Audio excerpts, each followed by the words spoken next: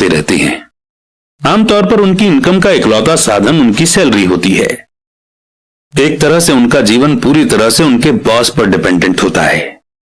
और जब सचमुच जिंदगी में एक बार आने वाला मौका आता है, यानी कोई इन्वेस्टमेंट अपॉर्चुनिटी सामने दिखती है, जैसे कि कोई अच्छी प्रॉपर्टी जो बहुत ही सस्ते प्राइस पर मिल रही हो, तो ये लोग उस मौके का फायदा नहीं उठा पाते क्योंकि वे इतनी कड़ी मेहनत कर रहे हैं। इसलिए वे सेफ गेम खेलते हैं, सबसे ज्यादा टैक्स चुकाते हैं और कर्ज के बोझ से दबे रहते हैं। जैसा मैंने इस सेक्शन के शुरू में कहा था कि सबसे इंपॉर्टेंट रूल यह है कि एसेट और लायबिलिटी के बीच के फर्क को पहचाना जाए।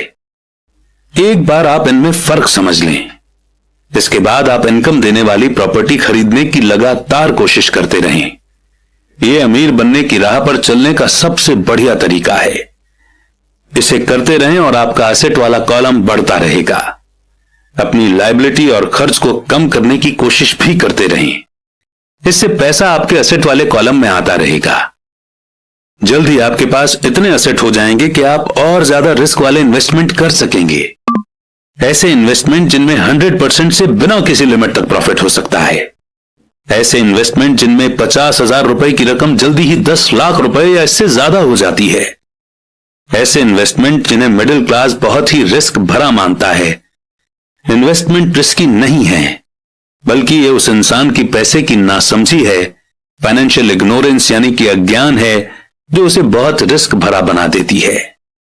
एक एम्प्लॉय होने के नाते जो घर का मालिक भी है, आपकी जॉब का पैटर्न जनरली ये होता है। एक, आप किसी के लिए काम करते हैं। सैलरी पर काम करने वाले ज्यादातर लोग मालिक को या शेयर होल्डर्स को ज्यादा अमीर बना रहे हैं। आपकी कोशिशों, मेहनत और सक्सेस से दरअसल आपका मालिक सक्सेसफुल होता है और उसके रिटायरमेंट में मदद मिलती है। दो, आप गवर्नमेंट के लिए काम करते हैं। आप इसे देख पाएं इसके पहले ही गवर्नमेंट आपकी सैलरी में से अपना हिस्सा ले लेती है। ज्यादा कड़ी मेहनत करके आप गवर्नमेंट को देने वाले टैक्स में बढ़ोतरी करते हैं। ज्यादातर लोग जनवरी से मई तक सिर्फ और सिर्फ गवर्नमेंट के लिए काम करते हैं। तीन, आप बैंक के लिए काम करते हैं।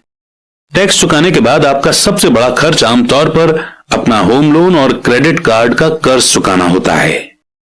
अगर आप सिर्फ ज्यादा कड़ी मेहनत से काम करते जाएं तो प्रॉब्लम यह है कि तीनों ही मामलों में आपकी ज्यादा मेहनत से किसी और को ज्यादा फायदा मिलता है।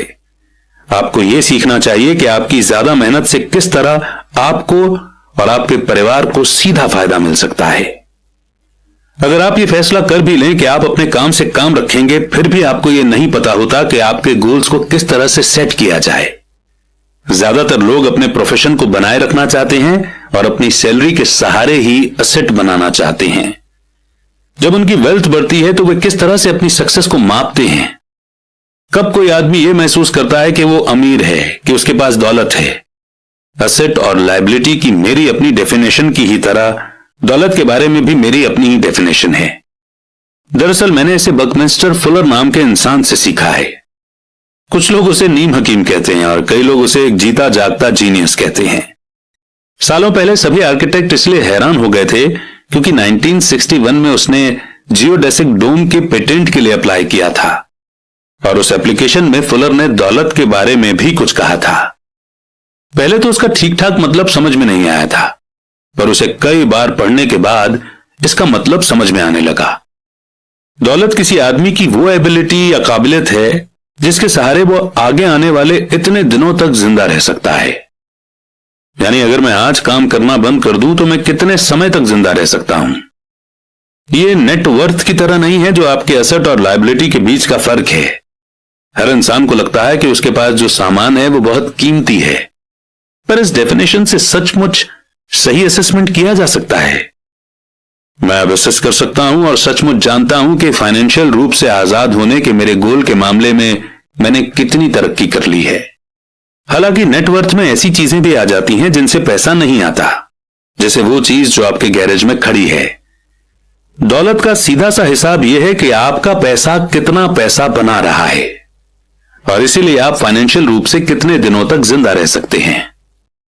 दौलत दरअसल एसेट के कॉलम की कैश फ्लो के लायबिलिटी वाले कॉलम के साथ तुलना है। एक एग्जाम्पल लेते हैं।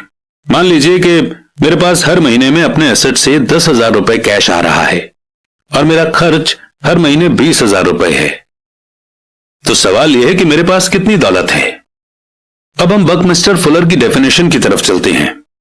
उनके डेफिनेशन के हिसाब से मैं कितने दिनों तक जिंदा रह सकता हूं। अगर हम एक महीने में 30 दिन मान लें तो इस डेफिनेशन के हिसाब से मैं 15 दिन तक जिंदा रह सकता हूं। जब मैं अपने एसेट से हर महीने 20,000 का कैश फ्लो हासिल करने लग जाऊंगा तो मैं अमीर हो जाऊंगा। हालांकि मैं अमीर नहीं हूं, पर मैं फाइनेंशियली फ्री हूं। हर महीने मेरे एसेट से मुझे जो इनकम मिलती है वो मेरे महीने भर के खर्च के लिए काफी होती है। अगर मैं अपने खर्च को बढ़ाना चाहता हूं तो मुझे इसके पहले अपने एसेट से आने वाले कैश फ्लो को बढ़ाना होगा। यह ध्यान रखें कि इस पॉइंट पर मैं अपनी सैलरी पर बिल्कुल भी डिपेंडेंट नहीं हूं। मैंने अपने एसेट बनाने में जी तोड़ कोशिश की थी और मैं इसमें सक्सेसफुल भी हुआ, जिसके कारण आज मैं फाइनेंशियल रूप से आजाद हो गया हूं। अगर मैं आज अपनी जॉब छोड़ भी दूं तो मेरे एसेट से इतना कैश फ्लो आता रहेगा कि मेरा खर्च आसानी से चलता रहेगा। मेरा अगला गोल यह होगा कि मेरे एसेट से आने वाले एक्स्ट्रा कैश को फिर से एसेट वाले कॉलम में इन्वेस्ट कर दिया जाए। मैं जितने पैसे अपने लिए एसेट्स बनाने में खर्च करता रहूंगा, मेरे एसेट्स मुझे उतना ही पैसा देते रहेंगे। यानी मेरा एसेट वाला कॉलम जितना ज्यादा बढ़ता है वहां से उतना ही ज्यादा कैश फ्लो आता है। और जब तक मैं अपने खर्च यानी एक्सपेंसेस को आने वाले कैश से कम रखता हूं तब तक मैं ज्यादा अमीर बनता रहूंगा। ध्यान देने वाली बात यह है कि मेरी इनकम फिजिकल मेहनत से नहीं बल्कि दूसरे तरीके से हो रही है। जब तक री इन्वेस्टमेंट का यह प्रोसेस चलता रहेगा मैं अमीर बनने के रास्ते पर तेजी से चलता रहूंगा। अमीरी का असली डेफिनेशन देखने वाले की नजर में होता है। आप कभी बेहद अमीर नहीं हो सकते। तो आइए इस चैप्टर के लेसन को हम एक बार रिव्यू कर लेते हैं। पहला, अमीर एसेट खरीदते हैं। दूसरा, गरीब सिर्फ खर्च करते हैं। मिडिल क्लास लायबिलिटी खरीदता है पर यह सोचता है कि वो एसेट खरीद रहा है। चैप्टर 4 लेसन 3, अपने काम से काम रखो। 1974 में मैकडॉनल्ड के मालिक रे क्रॉक से रिक्वेस्ट की गई कि वे ऑस्टिन में टेक्सास यूनिवर्सिटी में एमबीए की क्लास में लेक्चर दें। मेरा एक करीबी दोस्त कीथ कनिंघम वहां एमबीए कर रहा था। बहुत अच्छी और इंस्पिरेशन डिस्कशन के बाद क्लास खत्म हो गई और स्टूडेंट्स ने रे से पूछा कि क्या वे बियर पीने के लिए उनके फेवरेट बार में चलेंगे। इसके लिए रे तैयार हो गए। जब सब लोगों के हाथ में बियर आ गई तब रे ने पूछा, क्या तुम स्टूडेंट्स को पता है कि मेरा असली बिजनेस क्या है? कीथ ने कहा कि यह सुनकर हर कोई हंस पड़ा, क्योंकि ज्यादातर एमबीए स्टूडेंट्स को लगा जैसे रे मजाक कर रहे थे। किसी ने जवाब नहीं दिया, इसलिए रे ने दोबारा से यही सवाल पूछा, आप लोगों की नजरों में मेरा बिजनेस क्या है? स्टूडेंट्स दोबारा हंस दिए और आखिरकार एक बहादुर स्टूडेंट ने जोर से कहा, रे, दुनिया में ऐसा कौन है जो ये नहीं जानता कि आप हैमबर्गर के बिजनेस में हैं? अब रे हंस दिए। वो बोले, मुझे मालूम था आप लोग यही कहेंगे। फिर वे एक पल के लिए रुके और इसके बाद उन्होंने कहा, लेडीज एंड जेंटलमैन, मैं हैमबर्गर बिजनेस में नहीं हूं। मेरा असली बिजनेस है रियल एस्टेट। कीथ ने कहा कि रे ने अपने नजरिए को समझाने के लिए काफी समय लिया। अपने बिजनेस प्लान में रे जानते थे कि बिजनेस का ओरिजिनल गोल हैमबर्गर फ्रेंचाइजी बेचना था, पर वे कभी भी हर फ्रेंचाइजी की लोकेशन को नहीं भूले। वे जानते थे कि रियल एस्टेट और इसकी लोकेशन हर फ्रेंचाइजी की सक्सेस में सबसे इंपॉर्टेंट फैक्टर है। बेसिकली वो आदमी जो फ्रेंचाइजी खरीद रहा था और रे क्रॉक के ऑर्गेनाइजेशन की फ्रेंचाइजी चेन का मेंबर बनता था, तो वो ही उस जमीन के लिए पैसे दे रहा था और उसे खरीद रहा था। आज मैकडॉनल्ड दुनिया में रियल एस्टेट का सबसे बड़ा अकेला मालिक है, जिसके पास कैथोलिक चर्च से भी ज्यादा रियल एस्टेट है। आज उनके पास अमेरिका और दुनिया के दूसरे देशों में सबसे कीमती चौराहे और नुक्कड़ हैं। कीथ ने कहा कि यह उसकी जिंदगी का बहुत बड़ा सबक था। आज कीथ के पास कार धोने का बिजनेस है, पर उसका असली बिजनेस है कार धोने के गैरेज के नीचे का रियल एस्टेट। पिछले चैप्टर के अंत में हमने यह बताया था कि ज्यादातर लोग दूसरों के लिए काम करते हैं, बस अपने लिए काम नहीं करते। वे पहले तो कंपनी मालिकों के लिए काम करते हैं, फिर टैक्स के कारण गवर्नमेंट के लिए काम करते हैं और आखिरकार बैंक के लिए काम करते हैं जो उनके मॉर्गेज का मालिक होता है। जब हम छोटे थे तो हमारे आसपास मैकडॉनल्ड का कोई फ्रेंचाइजी आउटलेट नहीं था, पर मेरे अमीर डैडी ने माइक और मुझे वही सबक सिखा दिया था जो टेक्सास यूनिवर्सिटी में रे क्रॉक ने सिखाया था। यह अमीरों का सीक्रेट नंबर 3 है। अगला सीक्रेट यह है कि अपने काम से काम रखो। लोगों की जिंदगी में पैसों की तंगी इसलिए आती है क्योंकि वे अपनी सारी जिंदगी दूसरों के लिए काम करते रहते हैं। कई लोगों के पास तो जिंदगी भर काम करने के बाद भी अपने लिए कुछ नहीं बच पाता। हमारा प्रेजेंट एजुकेशन सिस्टम आज के बच्चों में एकेडमिक स्किल्स डेवलप करके उन्हें अच्छी जॉब दिलाने के लिए तैयार करता है। उनकी जिंदगी उनकी सैलरी के चारों तरफ घूमती है, या जैसे पहले बताया जा चुका है, उनके इनकम वाले कॉलम के चारों तरफ। और ज्यादा एकेडमिक स्किल्स को डेवलप करने के बाद वे अपनी प्रोफेशनल क्वालिफिकेशन को बढ़ाने के लिए और हायर एजुकेशन हासिल करते हैं। वे engineer, scientist, chef, police officer, artist, writer वगैरह बनने के लिए पढ़ाई करते हैं। उनकी प्रोफेशनल क्वालिफिकेशन उन्हें काम करने और पैसा कमाने का मौका देती है, पर ध्यान रहे वे पैसे के लिए काम करते हैं। आपके प्रोफेशन और आपके बिजनेस में बहुत बड़ा फर्क है। मैं अक्सर लोगों से पूछता हूं कि आपका बिजनेस क्या है, और वो कहते हैं कि मैं एक बैंकर हूं। फिर मैं उनसे पूछता हूं कि क्या वे बैंक के मालिक हैं, और आमतौर पर उनका जवाब होता है, नहीं, मैं वहां काम करता हूं। इस तरह उन्होंने अपने प्रोफेशन और अपने बिजनेस को एक ही समझ लिया है। उनका प्रोफेशन एक बैंकर का हो सकता है, पर उनका अपना बिजनेस कुछ भी नहीं है। रे क्रॉक अपने प्रोफेशन और अपने बिजनेस के बीच के फर्क को बहुत अच्छी तरह से जानते थे। उनका प्रोफेशन हमेशा वही था, वे एक सेल्समैन थे। एक समय वे मिल्क शेक के लिए मिक्सचर बेचते थे और कुछ ही समय बाद वे हैमबर्गर की फ्रेंचाइजी बेचने लगे। हालांकि उनका प्रोफेशन हैमबर्गर फ्रेंचाइजी बेचने का था, पर उनका बिजनेस इनकम दिलाने वाले रियल एस्टेट को इकट्ठा करना था। स्कूल्स के साथ एक प्रॉब्लम यह है कि आप जो सब्जेक्ट पढ़ते हैं आप वही बन जाते हैं। एग्जाम्पल के लिए, अगर आप कुकिंग के बारे में स्टडी करते हैं तो आप शेफ बन जाते हैं। अगर आप लॉ के बारे में स्टडी करते हैं तो आप वकील बन जाते हैं, और अगर आप ऑटो मैकेनिक स्टडी करते हैं तो आप मैकेनिक बन जाते हैं। जो पढ़ा जाए वही बन जाने में गलती यहां होती है कि लोग अपने काम से काम रखना भूल जाते हैं। वे अपना सारा जीवन दूसरे के काम पर ध्यान देने में लगा देते हैं और इस तरह उसे अमीर बनाते हैं। फाइनेंशियल रूप से सिक्योर बनने के लिए किसी आदमी को अपने काम से काम रखने की जरूरत है। जैसा पहले बताया जा चुका है, नंबर 1 रूल यह जानना है कि एसेट और लायबिलिटी के बीच फर्क होता है, और इसलिए हमें एसेट ही खरीदना चाहिए। अमीर लोग अपने एसेट बनाने पर ध्यान देते हैं, जबकि बाकी सभी लोग अपने इनकम को बढ़ाने पर ध्यान देते हैं। इसलिए हमें यह बहुत सुनने में आता है कि मुझे ज्यादा सैलरी की जरूरत है, काश कि मुझे प्रमोशन मिल जाए। मैं एक बार फिर स्कूल जाकर और ट्रेनिंग लेने वाला हूं ताकि बेहतर जॉब पा सकूं। मैं ओवर टाइम करने वाला हूं, शायद मुझे कोई पार्ट टाइम काम मिल जाए। मैं 2 हफ्ते में जॉब छोड़ रहा हूं, मुझे एक नई जॉब मिल गई है जिसमें सैलरी ज्यादा हो। ज्यादातर ये समझदारी की बातें मानी जाती हैं, पर अगर आप रे क्रॉक की बात समझ लेते हैं तो ऐसा करके आप अपने काम से काम नहीं रख रहे हैं। तो आइडिया यह है कि सारे लोग सिर्फ अपनी इनकम को इंक्रीज करने में लगे हुए हैं, लेकिन अगर वो इनकम से आ रहे पैसों को असेट खरीदने में लगाते हैं जिससे उन्हें और पैसे आए, तो वो अमीर बन सकते हैं। गरीब और मिडिल क्लास के ज्यादातर लोग फाइनेंशियल रूप से पुरानी सोच वाले होते हैं, यानी मैं रिस्क नहीं उठा सकता, यानी कि उनका कोई फाइनेंशियल बेस नहीं होता। वे अपनी जॉब से चिपके रहते हैं, वे गेम को सेफ तरीके से ही खेलते हैं। जब टेक्नोलॉजी इंप्रूव होने की वजह से कम एम्प्लॉयज की जरूरत होने लगी तो बहुत से लोगों की जॉब चली गई।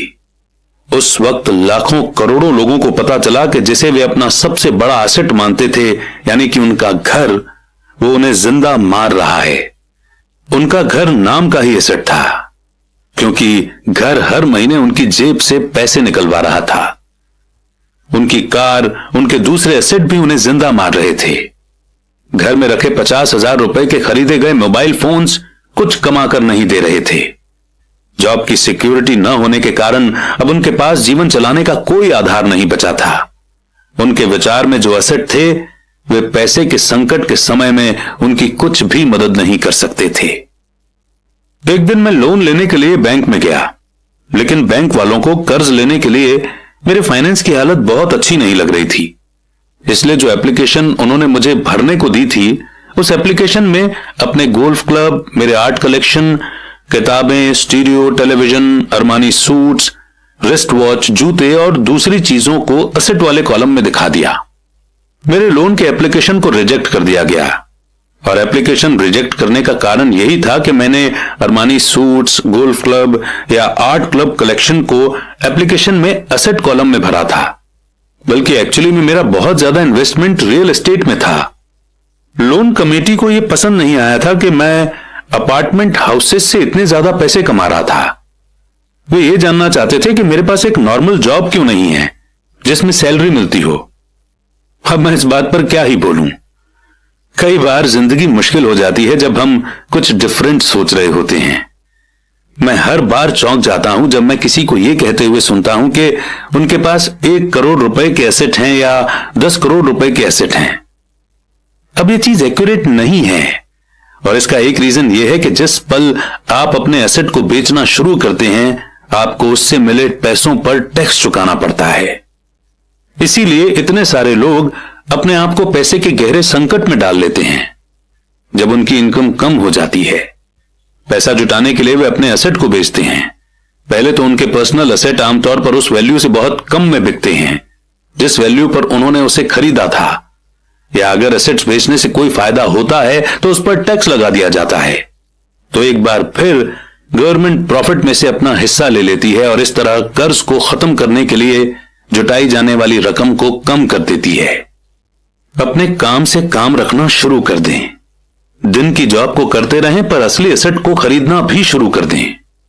पर ऐसे लायबिलिटीज या पर्सनल चीजों से बचें जिनकी कीमत एक बार लाने पर कम हो जाए। आप जिस पल एक नई कार शोरूम से बाहर ले जाते हैं, उसकी कीमत 25% कम हो जाती है। यह असली एसेट नहीं है। हालांकि आपके बैंकर भी इसे एसेट मानते हैं, पर इस बुक को सुनने के बाद आप इन्हें एसेट ना ही माने तो बेहतर है। बड़ों के लिए यही सही है कि अपने खर्चे कम कर लें, अपनी लायबिलिटीज को घटा लें और मेहनत से ठोस एसेट का फाउंडेशन बना लें। पेरेंट्स को अपने बच्चों को यह सिखाना चाहिए कि एसेट और लायबिलिटी के बीच का फर्क क्या होता है। कॉलेज जाने से पहले ही उन्हें एसेट वाले कॉलम को बनाने की मोटिवेशन दी जानी चाहिए। इसके पहले कि वे जॉब स्टार्ट करें, शादी करें, घर खरीदें, बच्चे पैदा करें, खतरनाक फाइनेंशियल सिचुएशन में फंसें, जॉब को कसकर पकड़े रहें और हर चीज को उधार में खरीदें, अपने बच्चे को यह सिखाना हमारा फर्ज है। मैं बहुत सारे यंग कपल्स को देखता हूं जो शादी कर लेते हैं और अपने आप को ऐसे जाल में फंसा लेते हैं जिससे वे अपनी जॉब से बाहर नहीं निकल पाएंगे। जब बच्चे घर छोड़कर अपनी अलग फैमिली बनाने चले जाते हैं, तब ज्यादातर लोगों को यह एहसास होता है कि उन्होंने रिटायरमेंट की पूरी तैयारी नहीं की है, और वे थोड़ा पैसा अलग रखना शुरू कर देते हैं। फिर उनके मम्मी डैडी बीमार हो जाते हैं और उन पर नई जिम्मेदारियां आ जाती हैं। अब आप सोच रहे होंगे कि मैं आपको या आपके बच्चों को किस तरह के एसेट को जोड़ने के लिए कह रहा हूं। मेरी दुनिया में असली एसेट कई तरह के होते हैं, जैसे कि एक ऐसे बिजनेस जिनमें मेरे होने की जरूरत ना हो। मैं उनका मालिक जरूर हूं, पर उन्हें दूसरे लोग चलाते हों। अगर मुझे वहां काम करना पड़े तो यह बिजनेस नहीं होगा, यह मेरी जॉब कहलाएगी। 2 stock, 3 bond, 4 mutual fund, 5 income देने वाला real estate, 6 notes, 7 intellectual property जैसे म्यूजिक, स्क्रीन प्ले, पेटेंट वगैरह से मिलने वाली रॉयल्टी, 8 और ऐसी हर चीज जो कीमती है, जो पैसे कमा कर देती है और जिसकी वैल्यू बढ़ जाती है और जिसका एक रेडी मार्केट है। जब मैं छोटा था तो मेरे पढ़े लिखे डैडी ने मुझे एक सिक्योर जॉब ढूंढने की सलाह दी। दूसरी तरफ मेरे अमीर डैडी ने मुझे ऐसे एसेट्स को इकट्ठा करने की सलाह दी जिन्हें मैं पसंद करता था। उन्होंने मुझसे कहा कि अगर तुम इन्हें पसंद नहीं करते हो तो तुम इनका ध्यान नहीं रख पाओगे। मैं रियल एस्टेट इसलिए इकट्ठा करता हूं क्योंकि मुझे बिल्डिंग और जमीन से प्यार है। मैं उनके लिए शॉपिंग करना भी पसंद करता हूं। मैं सारा दिन उन्हें देख सकता हूं। जब प्रॉब्लम आती है तो मैं उस प्रॉब्लम की वजह से यह नहीं सोचता कि मैं रियल एस्टेट यानी अपनी प्रॉपर्टी बिजनेस में क्यों आया। ऐसे लोग जो रियल एस्टेट से नफरत करते हैं, उन्हें इसे नहीं खरीदना चाहिए। मुझे छोटी कंपनियों के स्टॉक भी पसंद हैं, खासकर नई कंपनियों के स्टॉक यानी शेयर्स। इसका कारण यह है कि मैं एंटरप्रेन्योर हूं, न कि कोई कॉर्पोरेट आदमी। मेरे शुरुआती सालों में मैं बड़े ऑर्गेनाइजेशन में काम कर चुका हूं, जैसे कैलिफोर्निया के स्टैंडर्ड में यूएस मरीन कॉर्प और जेरोक्स कॉर्पोरेशन में भी। मैंने इन कंपनियों में बिताए हुए समय का मजा लिया है। इनसे जुड़ी मेरी कई अच्छी यादें हैं, पर अंदर से मैं कंपनी में काम करने वाला आदमी नहीं हूं। मुझे कंपनी शुरू करना अच्छा लगता है, पर उन्हें चलाना मुझे उतना अच्छा नहीं लगता। इसलिए मैं जो शेयर खरीदता हूं वे भी आमतौर पर छोटी कंपनियों के होते हैं, और कई बार तो मैं कंपनी शुरू करता हूं और उसे पब्लिक बना देता हूं, यानी उस कंपनी के शेयर्स मार्केट में सेल कर देता हूं। नए स्टॉक के शेयर में किस्मत चमक सकती है, और मुझे यह खेल पसंद है। कई लोग कम कैपिटल वाली कंपनियों से डरते हैं और उन्हें खतरनाक कहते हैं, और वे खतरनाक हैं भी। पर अगर आप इन्वेस्ट करने से प्रेम करते हैं, उसे समझते हैं और इस गेम को अच्छी तरह से जानते हैं, तो रिस्क हमेशा कम हो जाता है। छोटी कंपनियों के साथ मेरी स्ट्रेटेजी यह होती है कि एक साल में अपने शेयर बेच दिए जाएं। दूसरी तरफ मेरी रियल एस्टेट की स्ट्रेटेजी छोटी प्रॉपर्टी से शुरू करने की होती है। फिर मैं उस छोटी प्रॉपर्टी को बेचकर उससे थोड़ी बड़ी प्रॉपर्टी ले लेता हूं, और इस तरह अपने फायदे पर टैक्स चुकाने से बचा रहता हूं। इससे प्रॉपर्टी की वैल्यू में बहुत ज्यादा बढ़ोतरी होती है। मैं आमतौर पर रियल एस्टेट को 7 साल से कम समय अपने पास रखता हूं। दोस्तों, अब इससे पहले कि हम आगे बढ़ें, आप सोच रहे होंगे कि रॉबर्ट ऐसा क्यों कह रहे हैं कि वो एक छोटी प्रॉपर्टी को बेचकर एक बड़ी प्रॉपर्टी ले लेते हैं और टैक्स देने से बच जाते हैं। एक्चुअली अमेरिका में एक लॉ है जिसे कहते हैं 1031 लाइक काइंड एक्सचेंज, यानी अगर आप एक प्रॉपर्टी 1 करोड़ की बेचते हैं और दूसरी प्रॉपर्टी 1 करोड़ या ज्यादा की खरीदते हैं,